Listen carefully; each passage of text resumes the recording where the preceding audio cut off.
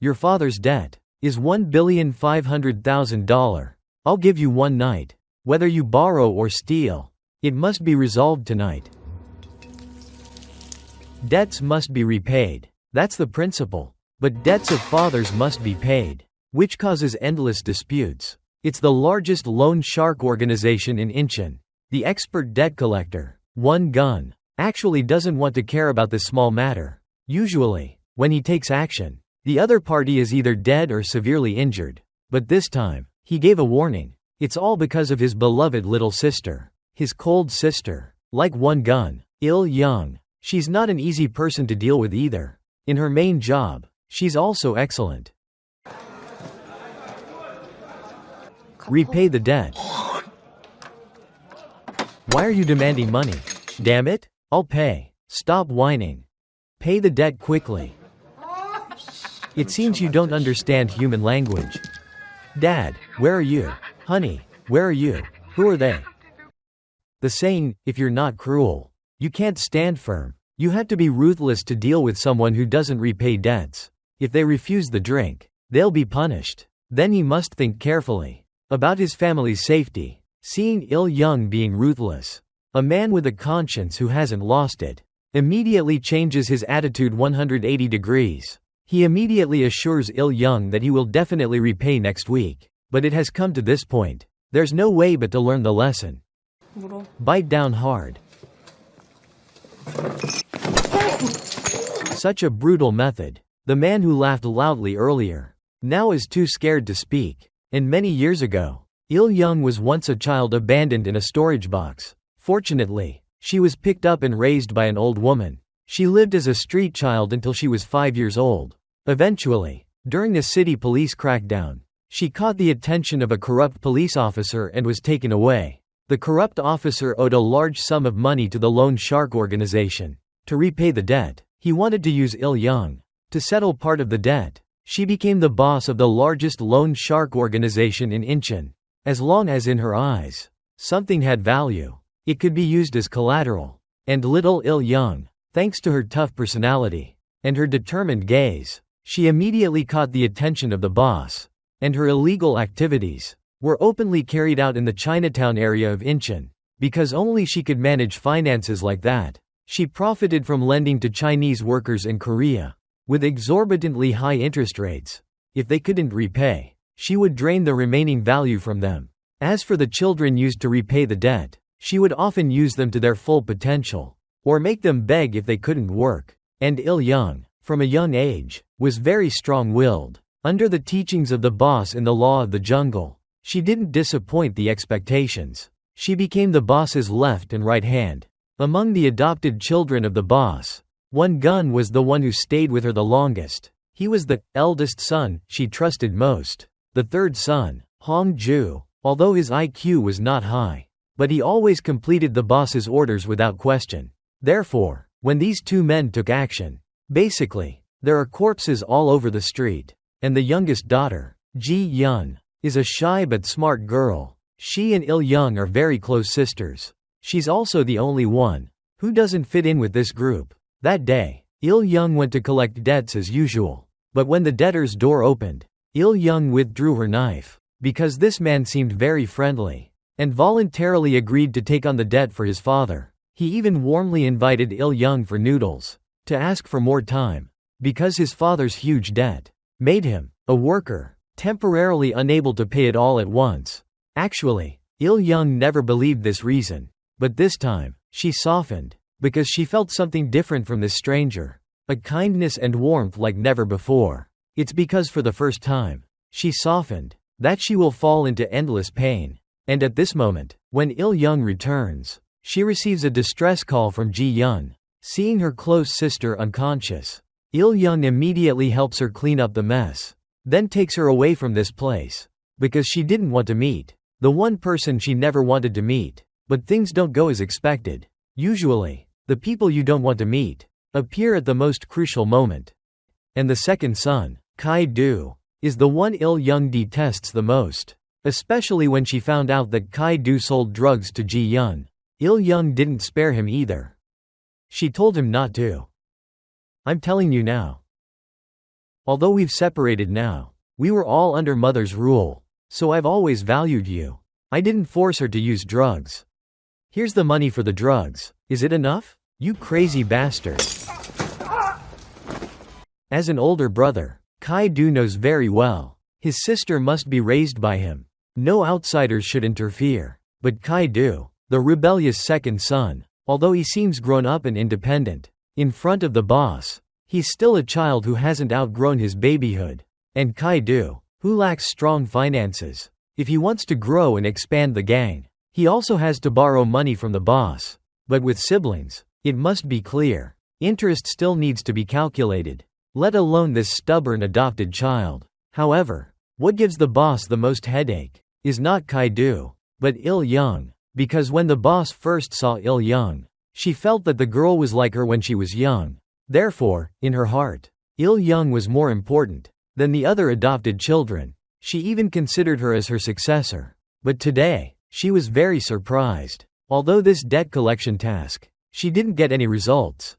The boss didn't want any mistakes, so she sent one gun to investigate. What's going on with this person? Clearly, after one gun investigated, he gave the first warning, because he understood the boss's intentions, and understood that Il-young might fall into something that shouldn't appear in her world. But the things he feared still happened. Il-young, when close to Sok-yun, she gradually longed for warmth. She even took Ji-yun for the first time to try on dresses and take a beautiful photo. She even started to think about leaving.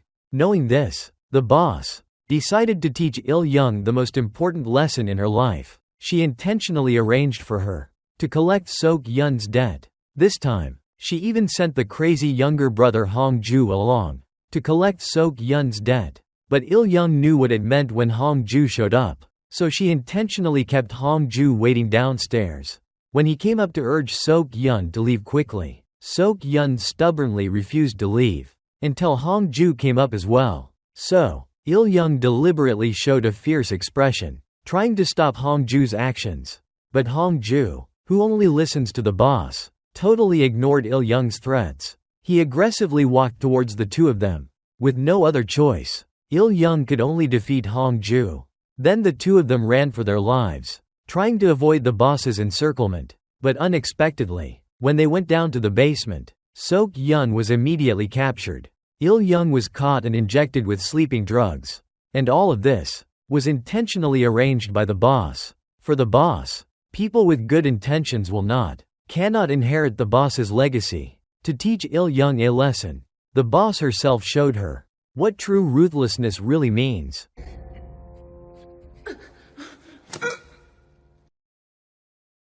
Afterward, the boss's surgical team took Sok-yun, who wasn't fully dead, for surgery. Even in death, they had to drain the last value from him.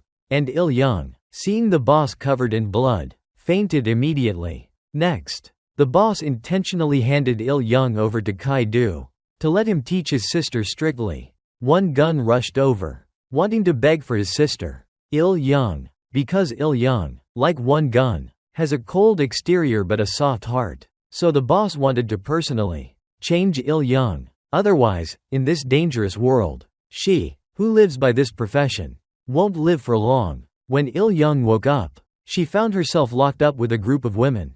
And these women were all products of Kai-do. It's like a tiger falling to the ground, being bullied by a dog. Kai-do wanted to take this opportunity to humiliate Il-young, but suddenly received a call from the boss, telling him not to do anything to Il-young, just scare her. After hearing this, Kai-do angrily hung up. Immediately, he beat Il-young. All his frustration and resentment were poured out on Il-young. But Il-young is not someone who can be easily bullied. She pulled out a spring knife and slashed Kai-do's left eye. Then, Il-young took Kai-do as a hostage. Only then did she have a chance to escape. Meanwhile, the boss received an angry call from Kai-do. At this point, she seemed to feel the situation had become complicated. But in the end, what had to happen, happened. It's better to teach her more strictly. And Hong-ju, though not very smart, but he always remembers the grudge from being hit on the head by Il-young. But now, for the boss, since things have reached this point, Il-young's future could become the biggest obstacle. That is Kai-do. The adopted son. So the boss thinks, if she can save her, she will. If not, she will have to eliminate the future obstacle for Il-young. Mom. What are you going to do? I told you not to touch Il-young. Are you not listening? Don't do anything to Il-young. Damn it, that girl. Seeing the boss protect Il-young like this, Kai-do became even angrier. Clearly, he was better than the others in the house. Yet the boss treats Il-young like a treasure, while he's treated like trash. If you don't have the money, pay it. Then use your body to pay the debt.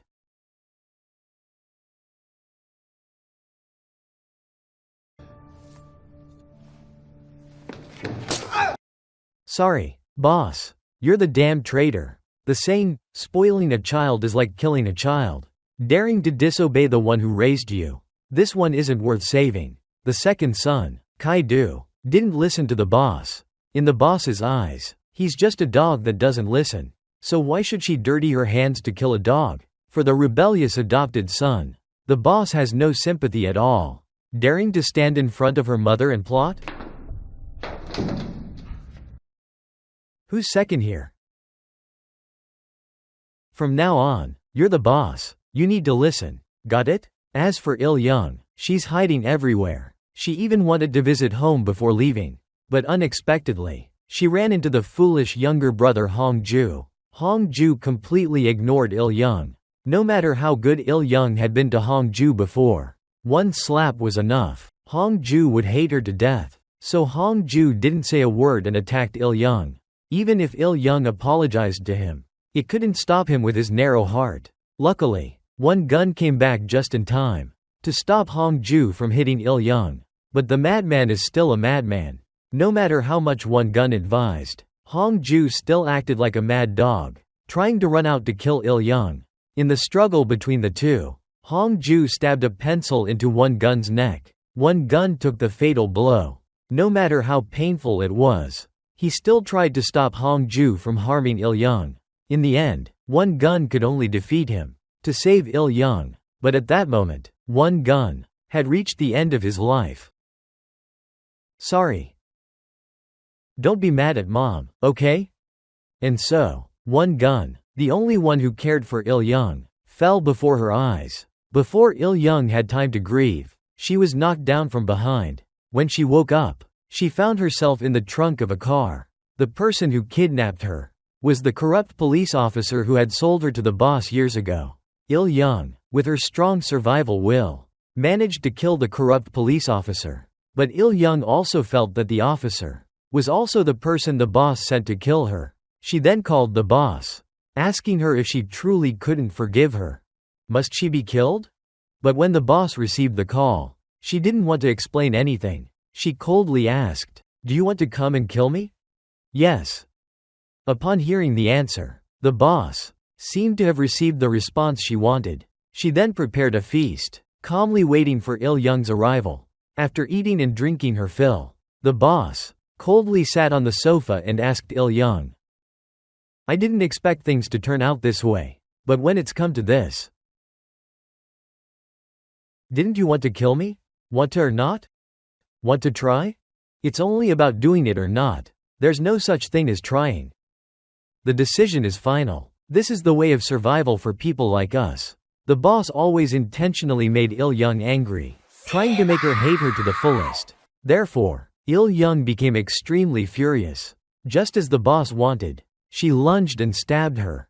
But the boss didn't resist at all. She seemed to have been set free, smiling and saying her final goodbye to Il-young. "Sorry, in the end, I couldn't help you anymore." Il-young, smile. Because from this moment on, you will be able to end the lives of your loved ones yourself. From now on, you'll work without any burdens, no longer swayed by emotions. Everything the boss does will turn Il-young into a cold, ruthless person like her. Only this way can she remain firm on the throne, even living in a deceitful and cruel world. As long as these conditions are met, Il-young will easily become the one in charge in others' eyes. But in reality, in her heart, the boss has always hidden her special feelings for Il-young. Because from the moment she met her, it was like seeing her own past self.